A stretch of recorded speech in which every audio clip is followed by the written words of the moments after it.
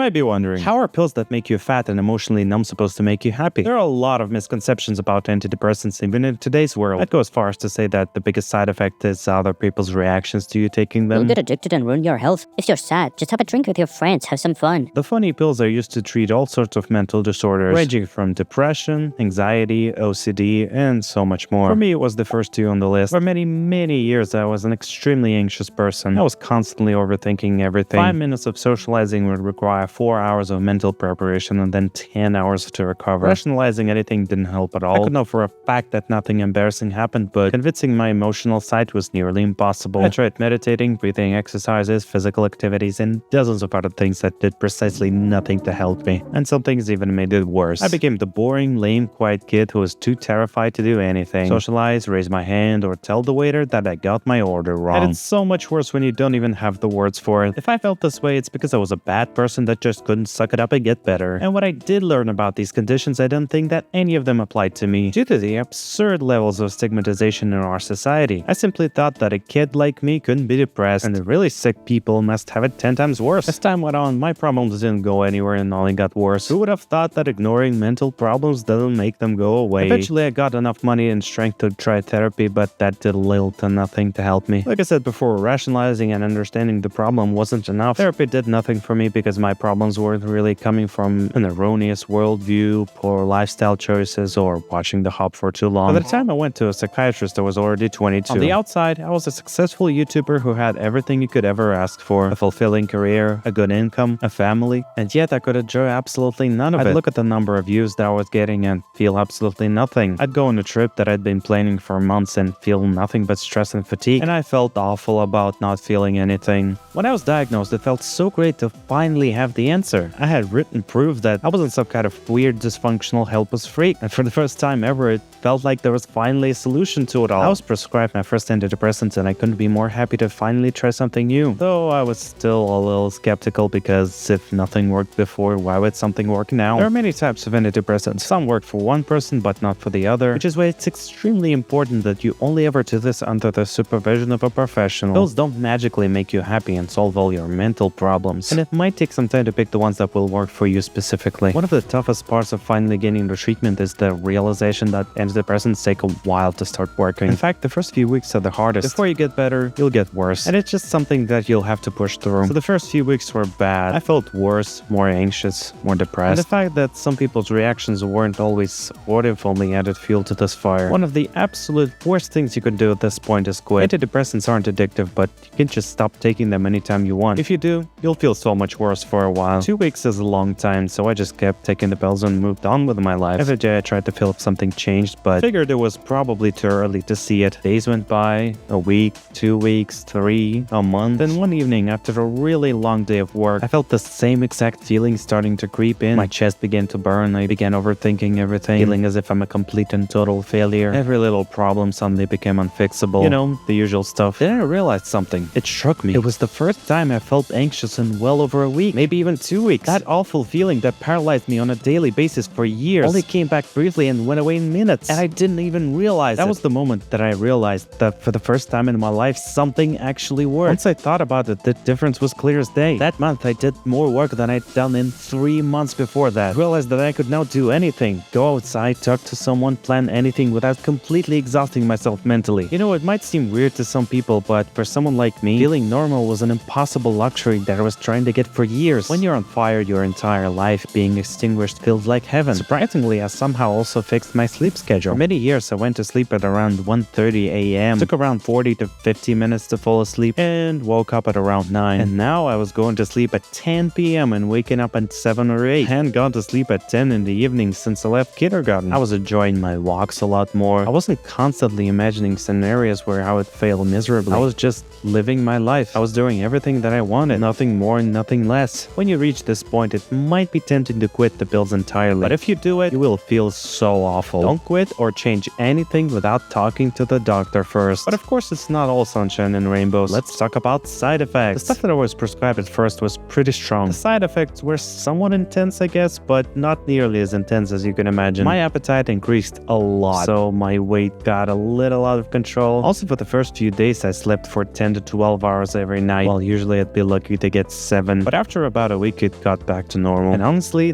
that's it. If I maintained discipline and didn't stuff myself with candy and energy drinks on a daily basis, I don't think I would have even felt the side effects. It was completely manageable and not nearly as bad as I thought it would be. But of course, it's just my experience. It could be different for other people. Some people often mention feeling emotionally numb because of the pills, but I honestly didn't feel that at all. But after a while, my doctor told me that it was about time that we started lowering the dosage and eventually quit entirely. It was a little scary, but I was ready. My anxiety was already 96% less frequent and generally I felt good. If you watched my previous video, you know that I'm a freak for all sorts of projects. I created YouTube channels, apps, video games, and it just so happened that I was releasing a demo for my indie game that I was working on for about a year. Perfect timing, right? Wrong. I don't think you'd be shocked to hear that my indie game failed worse than Conquered. I was overworked, overwhelmed, stressed, and my channel was also hitting an all-time low in terms of views. A lot of other personal stuff was also happening at the time. Somehow every bad and stressful thing that could have happened did. That awful feeling, the burning in my chest, the self-exit thoughts, it was all back. For months I tried my best to keep going, but my work hasn't been doing great and I felt awful.